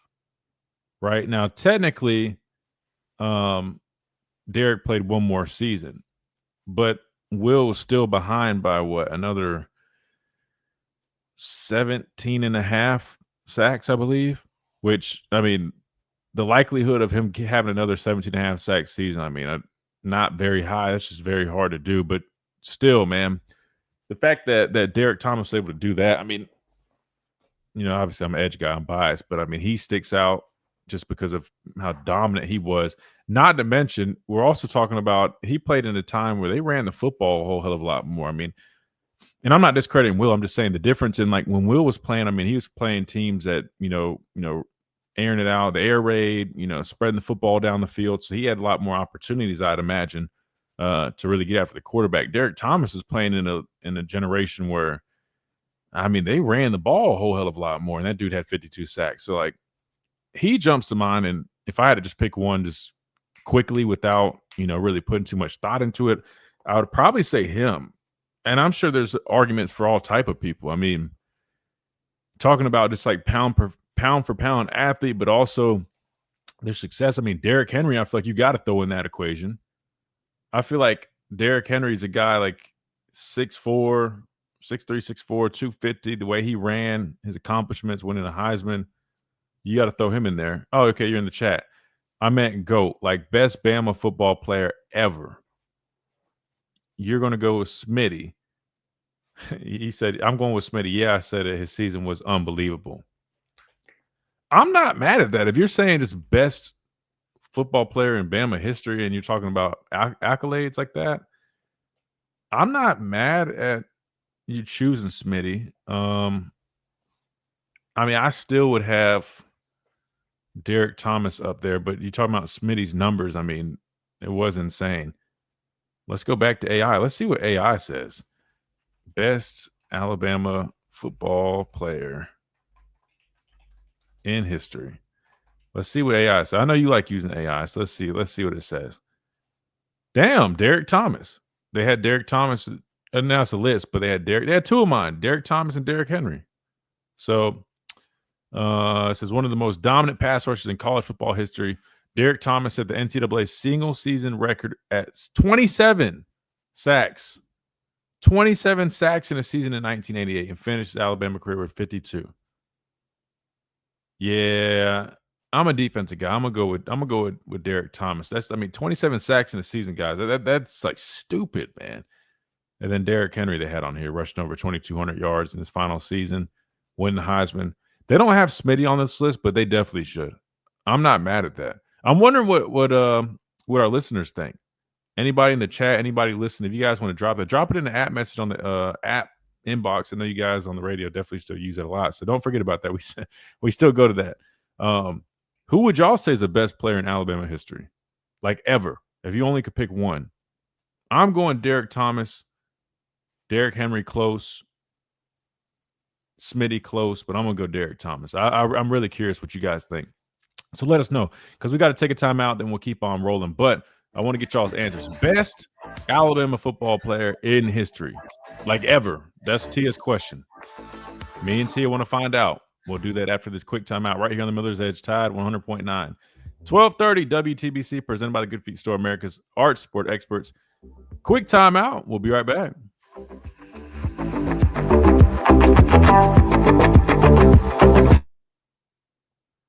Yakenji's got Derrick Henry. Yeah, I mean, it's a dog. Especially like if we're going off like best athlete, like in terms of just being, a good player, good athlete, all that. I think you definitely got to say him. I mean, he just was like unlike anybody in terms of just size, speed, strength, accomplishments. But if we're just saying like best player, I mean, I didn't realize dude had 27 sacks in a season. I mean, that's stupid. Give me 1 second, guys. I'm going to run to the bathroom real quick while we got this break, and I'll be right back. The all-new Chow's Country Buffet is open now on 1100 Skyland Boulevard, Tuscaloosa. Southern classics with an Asian twist. All-you-can-eat fried chicken, fried catfish, seafood boil, roast beef, brisket, orange chicken, and over 150 additional items. Chow's Country Buffet will be open for lunch and dinner at 1100 Skyland Boulevard, Tuscaloosa. Or check out the website, chowscountrybuffet.com. Call 205-810-8888. The all-new Chow's Country Buffet, Skyland Boulevard. Join us for a meal to remember. What? All the budget has to be used now? And we can use all the media buy? Javier's marketing firm just got its dream funding. Okay, ideas. Bobbleheads? No. T-shirt cannon? I seriously need some help here. He needs to find marketing managers who are worth every dollar. I need Indeed. Indeed you do. Sponsoring a job on Indeed gives it a visibility boost so you can hire faster. Redeem your $75 credit at Indeed.com/credit. Terms and conditions apply. Are you receiving unemployment? Your benefits could be at risk. Here's how you can protect yourself and your benefits. Never respond to mail notifying you of a false claim in your name. Never answer a text message asking you to verify your account. And only respond to official Alabama Department of Labor's social media pages. Report fraud at labor.alabama.gov/fraud. Brought to you by the Alabama Department of Labor, ABA, and the station. The Alabama Department of Labor is an equal opportunity employer program. Auxiliary aids and services available upon request to individuals with disabilities. Dial 711 for TTY accessibility. Hey, it's Christian Miller, and I want to tell you about our great friends over at Brian Harding Construction. Located in the heart of Tuscaloosa, Brian Harding Construction is woman-owned and strong as steel, a specialty manufacturing firm with expertise in structural steel fabrication, ASME code piping and vessels, CNC machine work, welding, laser cutting, pipe fitting, industrial maintenance, and crane rental. With a proven track record of over 30-plus years of experience, no one is better fit for the job. For an evaluation,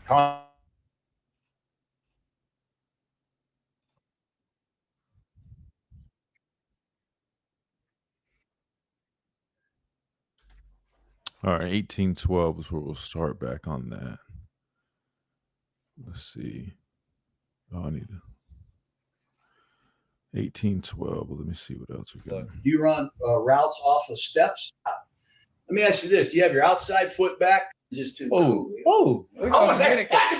Watch the cat. What I want to see is and what you're putting on tape.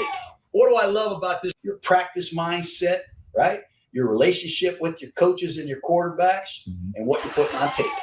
All right, 1812 to 1856 for that part. That's a cat look, especially when you're to the short side of the field. Yeah, what should that wideout be saying to the quarterback?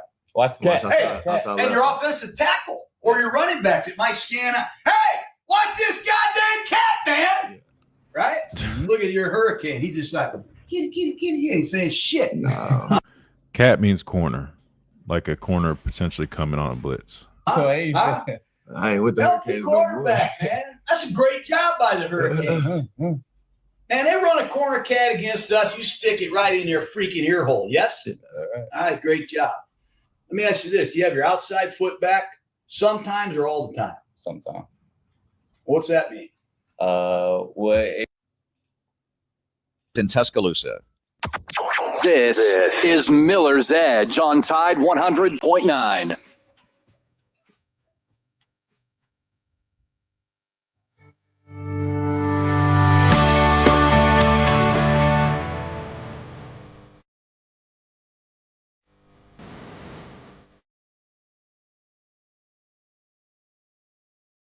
And welcome back into this Monday edition of Miller's Edge, Tide 100.9, 1230 WTBC, presented by the Good Feet Store, America's arch support experts. But don't forget about our friends over at R&R Cigars. If you guys are in the market for those premium cigars, you need a good gift for your Father's Day coming right up. Check out R&R Cigars, rnrcigars.com. 20% off any 20 cigars. Build your perfect selection. Mix and match any 20 cigars. You can get that deal, that promotion.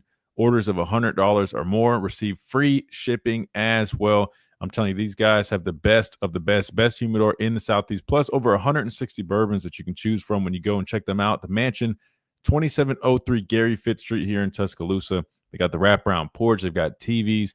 You can go watch all your favorite sporting events, hang out, sip on a nice bourbon, drink responsibly, have a nice cigar.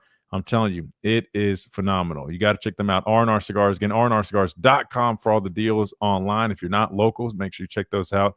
Or check out the Mansion here in Tuscaloosa. Gary Fitz Street, 2703 is where you can find them. Again, that is R&R Cigars, the official cigar provider of Alabama football since 2014. All right. Back to this Gruden interview with Ryan Williams and Isaiah Horton, just because there's a couple other things on here that I want to hit that I thought were pretty good, and then we'll wrap it up. And oh, sorry, I was reading the chat for a second. All right, let's go back to the interview and see what John Gruden has to say with Ryan Williams and Isaiah Horton. You love football, or do you like it? I love the game. Would you play? Let me ask you this: all this NIL stuff I hear about, all these big contracts. I don't give a shit. Oh, yeah. Sorry, Chase. You might have to have that button ready. Yeah. I want guys that will play for nothing. I want to be able to get on the phone, call Jerry Rice, call Urban Fryer, Sterling Sharp. You guys want to play today? Hell yeah, we'll play. We'll play on the Walt Whitman Bridge. Yeah. We'll go play on a causeway in St. Pete. We'll kick your ass. I want that mentality. You know what I'm saying? Yes, sir. Have that mentality. Don't worry about the shit you can't control. Right? You worry about what you can control, your conditioning, your practice mindset, right? Your relationship with your coaches and your quarterbacks, and what you're putting on tape. What do I love about this receiver? I know it's not you. What did he do here? He understood it was cat. They got the corner blitzed, and he ran a whip hitch instead of running that. Throw to the blitzer. Now, what I want to see is that wide receiver communicate. He ain't saying shit. No, what I feel based on a defender and what I know going into the play. Do you run routes off of steps? Like quick 3 steps, 5 steps? Yes. Yeah, we do. Okay. So when we play for me, I would say, hey, let's have the outside foot back every time. Runs and passes, have your outside foot back every time. Gotcha. Now, you don't want to have a big heel to toe. You don't want a long stance. Press coverage, you want to maybe modify your stance. But we always try to make everything look the what? Look the same. And okay, so think about that. My stance, I want you to start thinking about that. The other thing is we got to have routes that start off looking exactly the same that are what? Different. Of Wix course. gives you the freedom to. No worries. We're already back. Here we go. On a slant route, and I tell you, I want a 3-step slant, boom, breaking flat across the corner's face. I want that every time. So now, when we run slants, 3-step slant, 3-step slant, 3-step slant, I say, hey, let's run a slant and go. Let's call it a sluggo, right? And we might run a sluggo stop. Who knows? But we got to have routes that look exactly the same.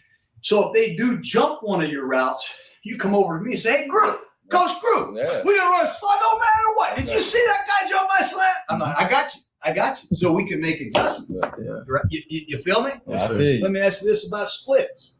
Are you even conscious of splits? Yes. Yeah, we have splits on every single play. Do you like a coach it's always watching everything you do? Yeah, I do. If he ain't watching everything, he ain't a very good coach. Coach me, man. Yeah. Right? Okay, will you guys sign an Alabama hat for me? Of course. Row, they kind of called their own play at the end of the Georgia game. So he literally called Ryan Grubb to see his thoughts on them kind of improvising there. Yeah, get that other. I get one. Okay, now we can skip through here because I think they're trying to get them to sign something real quick. An out route. I think that's when they're going over these. All right, it's gonna be. Yeah, that part was when they were going over. Sorry, my dog here. Sorry. All right, let's see. I hate Alabama. What? Tennessee ball, man. That's My wife okay. went to Tennessee. That's all we're gonna do. And this is them doing TikToks. All right, so all we're gonna do is this. You look very. It's gonna count down 3, 2, 1 when I press it, right? Yeah. All right. 3, 2, 1. You ready? Yeah. I told you. Leave it to Ryan Williams and John Gruden to be doing TikToks together, man. This is the new age John Gruden. I was trying to get the part though real quick to end things off. Oh, here you go. You can see Isaiah Horton's size compared to Ryan, man. I mean, this dude's a solid dude, man. I told you. There it is. Like he's not small. I mean, not only is he tall, he's a solid dude, man. But anyway, there you can see him right there. All right. That being said, so that concludes the John Gruden video with Ryan Williams and Isaiah Horton. I thought it was really good content, man. Just having him sit down with them, going over some plays, going over stuff. I agree with Tia though. I wish you could have seen the the actual film that they were watching. But obviously, with it being a YouTube channel that they're posting this on, they don't want to get copyrighted. But I thought that would have been helpful. But he at least drew up the play about like the Georgia play that they discussed on the whiteboard, which is cool. And we talked about that, went over that, so we're not going to waste that. But yeah, I thought it was solid overall. Chase, did you like that video with John Gruden? Yeah, it was very insightful. Kind of learning more about the X and O's, especially for Ryan Williams and Isaiah Horton. But yeah, I like when Gruden kind of breaks down the game even further. So kind of when you do that too, Christian, I like when it kind of slows down everything for the viewer. Kind of like, okay, I get what this means. Or if like a sports analyst says this on a Saturday, I'm like, what does that even mean? It's like, oh, I know what a go route is, or I know why, they did cover 2. So it's very nice. Yeah. No, and I think that's why it's always good to talk about it in that, sense. Cause like you said, I mean, you hear like analysts say stuff, but like when you actually take time to break it down, I almost feel like we're like teaching a class sometimes, which is good because I know there's a lot of people that really like football and they want to learn more. Right. And there's a lot of times people think that like, oh, they know a lot, but then, you listen to coaches like John Gruden or, anybody like this, or even Coach Saban sometimes when he starts getting into it, but he does a good job of not over complicating it on air because he knows it's probably going to go over a lot of people's heads. But like in a setting like this, I think is really, really cool. The last part of this video, he was going over, different routes and was quizzing them on it, but we skipped through that because he just was saying different things. And if you listen on the radio, you're not going to be able to see the routes he's drawing up. But that if you go back and watch that part, you'll learn all the different routes that receivers run and learn about them. You know what I mean? Like just little stuff like that, concepts. He was going over concepts, which again, pretty much are, every team's going to have concepts are pretty much the same. It's just a matter of, terminology and maybe slight addendums. But anyway, that being said, let's hit this next time out because we got some folks lining up on the phone lines. We got QD Haven't heard from him in a minute. We'll go to him. We got Ellis as well. So we'll talk with you guys after this quick timeout right here on the Miller's Edge, Tide 100.9, 1230 WTBC, presented by the Good Feet Store, America's Art Sport Experts. Quick timeout. We'll be right back.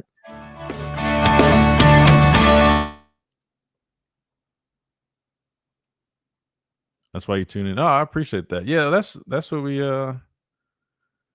pride ourselves on, is just kind of being different in that respect.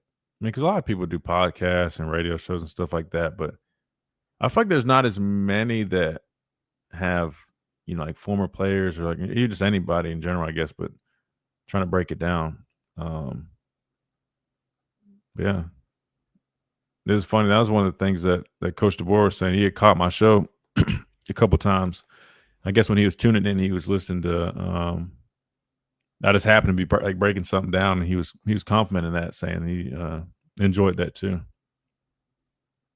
But yeah, it's just kind of fun to kind of just teach. I don't know, maybe I should start a football class, man. Maybe I should do that. Start a football class and a Spanish class.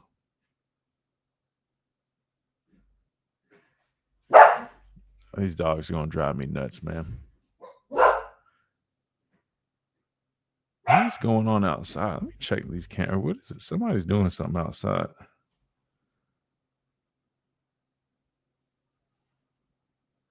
Let's see.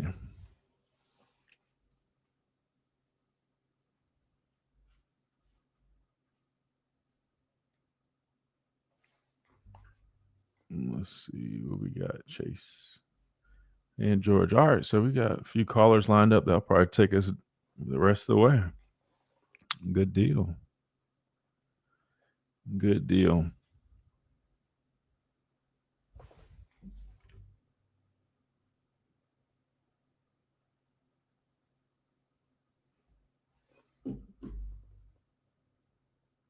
Great friends over at Brian Harding Construction. Located in the heart of Tuscaloosa, Brian Harding Construction is woman-owned and strong steel, a specialty manufacturing firm with expertise in structural steel fabrication. If it's blitz man to man, I might give you Q8, I might give you a Quay or a Dragon. You feel me? Some routes are great against cover 2, some are great against cover 3, some are great against man. But I don't want to waste time and call a play for me. You guys know what cover 3's weakness is? Quizzing you guys know? This is Miller's Edge on Tide 100.9.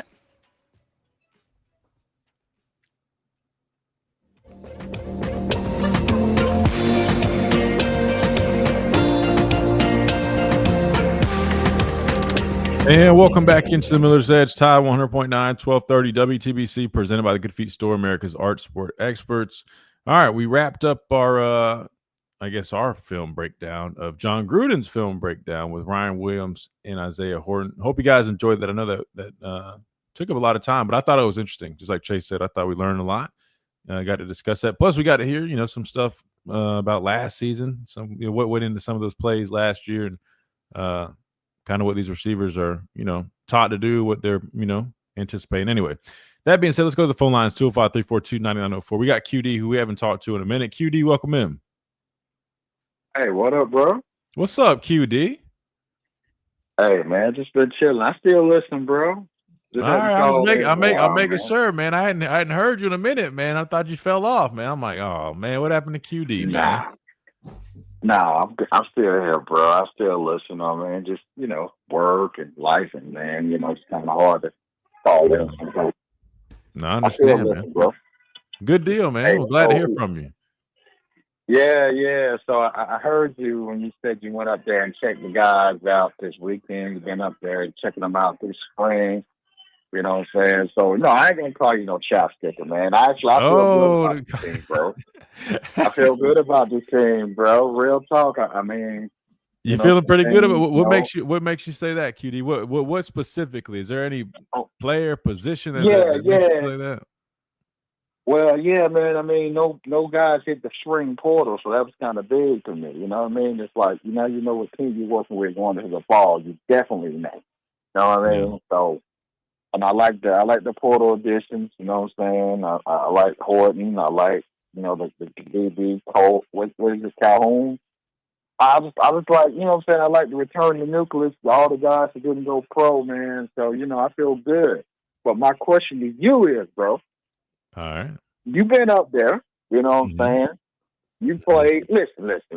I value your input because nothing against Wyatt, nothing against Ryan Fowler, but those guys are homers, man. You know what I'm saying? So they always gonna say they ultimate chapstickers. So they always gonna say that Bama, you know, should be competing for national titles, regardless of what we got. So I value what you say here. Now, so you said you went up there, and you was like, for the first time since I've been listening, you said like, we got some dudes. Like there's some talent up there. Like dudes. So I'm gonna make a simple question for you, Christian. All right. Is this team as talented as the 2023 team? There's the same level of talent. What year did you say? You said 2023? The last team that made the playoffs. Last Saban team. I was going to ask you, is this a Saban level talent team? But I said that's too much right there. I said I'm gonna give him one specific year. Okay. No, that's fair. That's fair. Well, let me let me look at it like this. Let me start with what we got right now. The reason I think we've got some dudes is because I'll say this. I mean, I'll start on defense. I'm gonna go top to bottom because I think we got probably the most in the back end, but guys like Damani Jackson, Xavier Brown, I think both those guys have the ability to work in themselves in that first round conversation. I really do. Right? Obviously, different years. Well, Huh? Yeah, they're Saban recruits. Yeah, I'm right. glad to hear Right. that. Go ahead. Right. So I'm thinking like Damani Jackson. To me, I mean, I think he has the potential to maybe work himself in that conversation. You know, first, second round, like that. That to me is a Saban type guy. Which again, Saban did technically bring him here. He transferred when Saban was still here. Xavier, same deal. Top recruit. We're seeing him really, grow into himself. We saw what he did as a freshman. I saw him this spring. He looks, even better. I mean, the coaches rave about him because he's got that makeup. He's got that DNA, right? He's just a good football player. So those guys could play on a Saban team, like in the past, right? Keon Sabb, he's got championship pedigree. He won a national championship. We saw what he can do. He's a dog, great leader. I approve. Bray Hubbard, a guy that Coach Saban and his staff found, right? Now, I know he was like Mississippi Football Player of the Year, but you're talking about a guy that was Saban recruit. Yep, Saban recruit. I approve. So the whole secondary, and I'm not even getting into some of the younger guys that I still feel work themselves. I mean, Deshaun Jones, they brought in via the transfer portal. I think he's a pretty good player. But really the core of guys I just named, I approve. Now moving to the linebacker level. I mean, Deontay Lawson, good football player. Obviously he's, really experienced coming off of an injury, but you know what you're getting out of him. We've seen him for years now. Justin Jefferson is a guy I think can step up and make an even bigger impact. Last year being that like rotational linebacker. I mean, dude still had 60-some tackles. Had a really nice stat line, but really just watching him play, I mean, I think he fits the system really good. They bring in that kid. Not kid. The dude looks like a grown man. He is older, but the dude from Colorado. I think the linebacker unit should be solid. And then, defense line, edge guys up front. You got a number of guys. I'll be honest. I'm not fully. How do I explain this? Come on now, just keep it 100, bro. I am, but again, I'm like that group. I still don't feel the same level of confidence from like a earlier Saban team. If I'm just being transparent. Let me help you out here, bro. All right, this ain't fair. I'm not gonna do this because the two outside linebackers on that team are NFL guys. So I don't think we got NFL. We can't. Are you talking about 20? You're talking about 2023. 2023. Oh, so if you're comparing them, you had Braswell and Dallas Turner. Right. We don't have those on the squad right now, right? No, okay. If you want to play that comparison game like that, I'll say this. Yeah, outside linebackers. No, that team had a better unit. That 2023 had a better unit. Now I will say this: Quay Russaw, he would fit in that group. I like Quay. I like Quay. He fits into that group, but I'll be honest, outside of him, I don't really know who. You get what I'm saying? Like, I mean, I know you got Jamarian Latham, but to me, totally not even to me. I think it's pretty obvious.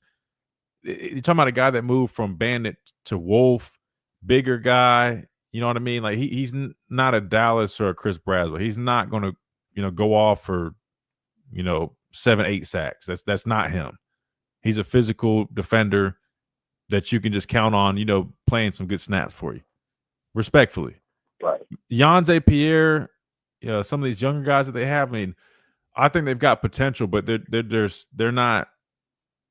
You get what I'm saying? They're not there just yet. They could be. They could be during the season. They could get there, but right now, they're not there. Well, so this is what I was getting at, and you're hitting it right there. How I look at it. I look at the secondary this year compared to 2023 secondary. It's kind of comparable. I mean, you have it. You had the first round corner, second round corner. I think we got that potentially. That secondary kind of. So I think our safeties may be better with this team than the 23 team. I know Caleb Downs was there, but I'm talking about the other one. Who was the other? Jalen Key, you had behind him. Yeah. Hubbard and Bray are better. Hubbard and Stab are better than. Yeah. So linebacker, inside linebacker. You had Deontay was there. He's still here. You had the guy, the kid, Marshall. Tresman Marshall. I think the guy from Colorado falls comparable, right? Or probably a little better. I agree. I agree. And then Justin Jefferson to me is a solid option. He's a solid option, but he ain't Jihad, but he's a solid option. You know what I'm saying? Yeah, no, I wouldn't compare him to Jihad.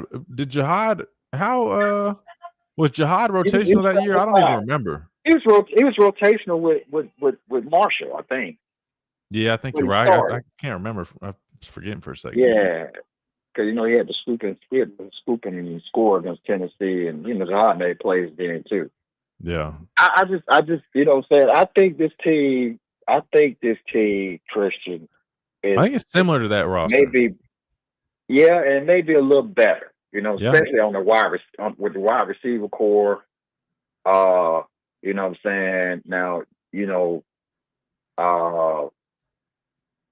O-line probably should be better. You know what I'm saying? So I think this team is better, bro. So that's why I feel good. If that team can win the SEC and make it to the playoffs, this team most definitely should make it to the playoffs. So I feel good, man. I'm chapsticking. No, but see, I was telling my dad, I don't think it's, to me, it's not too bad of chapsticking because number one, like we just mentioned, all those secondary guys, we saw all them last year. You know what I mean? Like we know what they're capable of. That's not really going off hope. Like they actually went out. The group that was, probably the biggest question mark last year. Now we've seen them last season, this spring. I think you can feel good about that group, right?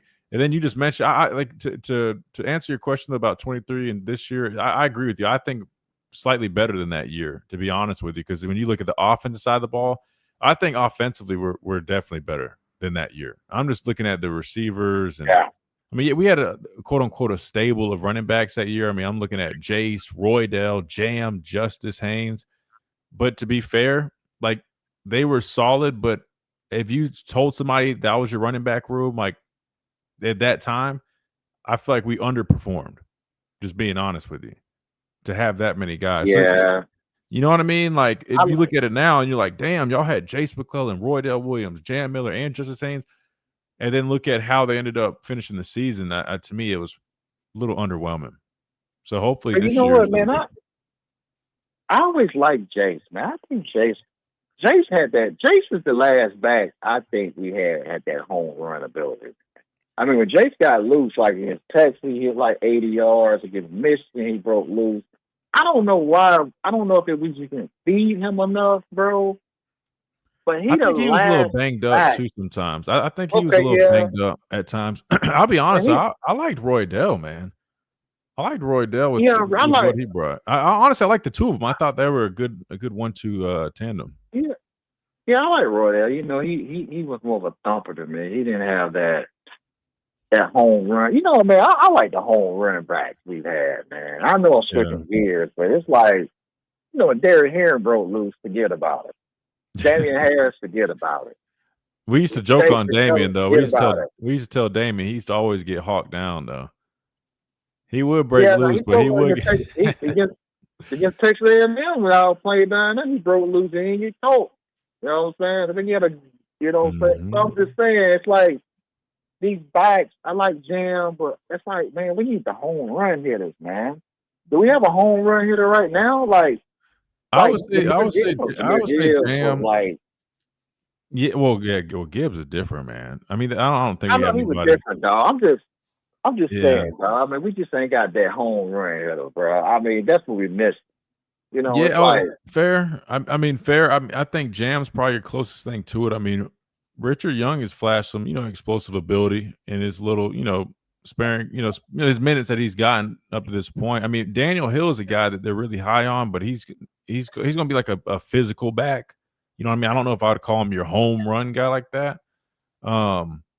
But they've got some potential. I will say that they definitely got potential. But I think Jam's going to be your closest thing to your home run. I like Jam. I mean, he showed. You know, he had a nice little run against South Florida. You know what I'm saying? I mean, but anyway, you got to remember this too, though, QD, with this receiver. Go ahead, bro.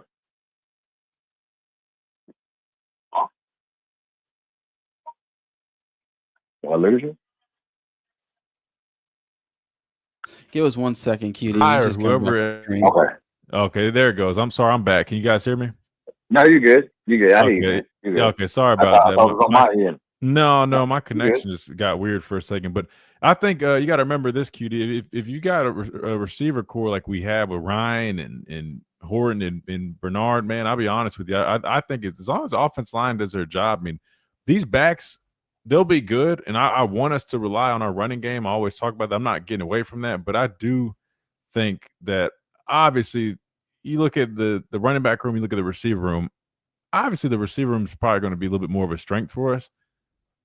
Maybe it takes, you know what I mean? Like the backs, I don't think they'll need to be the same level backs that we've had because the offense is probably going to be maybe leaning more into that. Does that make sense? Like obviously you want the backs to do their job and to be able to provide a very, efficient running game for you, which is, I think what I'm getting at is I think maybe the expectations or the requirements for those running backs might be a little bit lower given that you got some strengths in that wide receiver room. That's kind of what I'm trying to explain. Yeah. Look, I've already accepted that, we won't be a run first team. And that's that's just not the grub. This is not the boy way. That Washington, they had a 1,000-yard runner, but they want to run first team. So you get what I'm saying? Exactly. You get what I'm saying? Yeah, that's right. Yeah, they're just not going to be a run first team. That's cool. We got the wide receiver. This is a pass driven offense, and that's cool. That's like NFL. That's how they do it there too. I ain't got no problem with that. It took me a minute to get used to that because the saving way, but after this past year, I don't been desabilized, man. Hey, I do think they lean into the running game. I just don't think it's going to. I hate saying it's not going to matter as much because the running game always matters. But you get what I'm saying. I just don't think you have to have that special of a back. I just think you need a back or some backs that can run the football effectively. You know what I mean? Pick up some yards for you, give you a consistent running game. But at the end of the day, I think we're really going to lean into, just like last year, we leaned into Milroe's ability. Why? Because he was that difference maker. I think our true difference makers are on the outside, man. I'm being honest with you. Yeah, no doubt. I agree with that. I just think, and the reason you mentioned about chapstick. When I say chapstick, man, I'm talking about.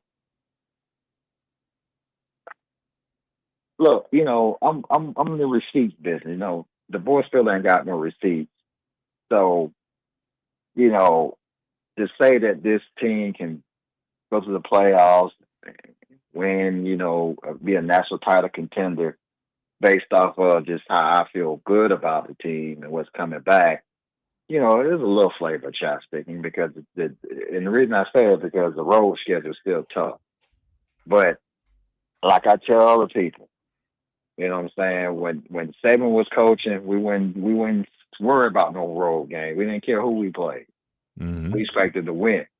So with the boy not having receipts, that's why you have these kind of doubts. Like, you know, they go to South Carolina, they can go to Missouri, they go to Georgia. You know what I mean? In the past, would say we ain't worry about that mess, man. But you got to worry about it now based off of Vandy and OU and you know what I mean, and Michigan. So Yeah, well, you're right. I think the inconsistencies with not even just on the road, definitely more so on the road. But even you look at the South Carolina game, very inconsistent game. I mean, hell, even if you think about it, Missouri, I thought we played well, but I think there was a couple of things in that game that still, you know what I mean? Like they're just, I want to see more consistency. Yeah. So I agree with you there, and I will say this though. I mean, not only that, I just think there's so much more parity that really any given Saturday, man. I mean, you go on the road and play South Carolina, you go play Auburn at their like the games are a lot tougher now, especially within this conference. That's just a fact. So I think it's fair to be realistic. Yeah. So, but I feel good, man. I think this is a playoff team. Last year, you know what I'm saying, I was arguing with your dad that if we go 8-4 or whatever, that ain't happening. Well, I got my dose of reality, so now it's like. Well, I guess you guys both were right. You guys are both right though. We went 9-4, right? So it's like he did hit on the 4, but we hit on the 9, or more than 8 at least. Well, I was adamant 10-2, bro. I was like 10-2. But to make you feel better, your dad was like, no. Fair, but I also was. At first I was 9-3.5, but then I said, you know what? I'm leaning 10-2. I'm like, man, this team, especially after the first few games. To be fair, though, we should have been 10-2. Like at least, like we should have been. You know, woulda, coulda, shoulda, but Yeah, bro. Yeah. But I mean, I feel good about it. I feel a lot better about the board than I did, last year. The grub fire was big, I think. I mean, I wasn't a Nick Sheridan fan. Never, nothing against him. I think he's a good quarterback coach, but I was one of the ones like I only want to hear him at a press conference. I just didn't like how the dude moved. I just didn't like it. You know what I'm saying? So I'm happy about that, bro. Womack don't grew on me. You know what I'm saying? I still got some issue with the run defense at time and giving up. We can't be giving up these long 19, 15 play drives. We can't be doing that no more, bro. I gotta see that ain't happening no more. Yeah, I'm telling you, physicality and consistency, man, is the key for this defense. They do that, I think they'll be all right. But that'll be big. Saying it? Are you saying that up there, Christian? It's hard for me to say. I mean, no, because listen, practice is one thing. You know what I mean? Like a lot of people look physical in times. I mean, there's times I saw physicality. There's other times I felt like we need to get together. But again, that's everybody. Listen. I'm gonna judge it more when we listen. No. When we get into fall camp, I have a better. Listen, there's some guys, that stood out, but then there's others that I said that guy's not physical enough. You know what I mean? So I don't want to judge the whole group right now because we also were. You got to remember, we also were lacking. We were lacking a lot of people during the spring.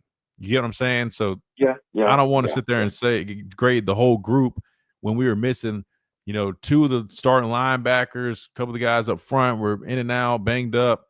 You know what I mean? So I'm going to hold my judgment till fall to get a better idea of what they look like this upcoming year. I got you, bro. That's fair. I just sometimes, Chris, you have to forgive me, man. I flash back to when y'all was playing, and I could see the goons on TV. I could see the Jonathan Allens and the. I just see them goons like, man, we're not losing today. No, I get it. I get it. That's not a factor, man. You know what I'm saying? No, you can't help it, man. That back, man. 100%. 50% of Christian. Can I get 50% of? I think you could get at least 50. No, there's some thumpers in this group. There is. Okay. There's a I few know I of ain't them. gonna get the saving days back. I mean, I got all my friends, like, look, man, the saving days are gone, bro. Just accept that, man. And I have But I just, damn, man. But okay, bro. I like I said, I feel good about the team, man. I love it. Good, I love it, hey. man. I'm not gonna call you a chapsticker. I call it confidence. We're good on my end, Q. Now we'll see. I'll get my dad on here tomorrow or the next day. Well, I'm gonna fill him in and see his thoughts. But you're good on my end. I'm, you know, I might call in, man. I got some bones to pick with him too. He said some craziness the last time he was on, bro. Oh, don't worry. He's gonna be back a little bit more often now that he's freed up a little bit. So we'll be back to hearing that craziness. So just make sure you're tuning in, brother. Always, man. Appreciate it. Good catching up with you, man. Yes, sir. You too, QDV. Easy, man. Good deal. Dang, Chase, I wasn't paying attention. I didn't realize it. We got to get out early. That's our time for today, man. I hate that because I know we still had Ellis and George. But make sure you guys hang on that phone line, though, because we will shift y'all right over to Wyatt coming up next. And you guys be first in line right there. But again, I do apologize. I wasn't focused on the time like that. And I didn't realize we already having to get out like that. So I apologize if you got stranded on the call lines. But hang on if you guys want to talk with Wyatt coming up next. But please call us tomorrow, Joe. I would love to talk to you, Ellis, George, and hear what you guys had to say. So I do apologize. But we got to get out of here, make room for T-Town Sports Daily coming up next. Appreciate everybody tuning in. Radio, YouTube, all that good stuff on the app. Appreciate Chase behind the glass. It's been another fun edition of the Miller's Edge, Tide 100.9, 1230 WTBC, presented by the Good Feet Store, America's Art Sport Experts. See you guys tomorrow.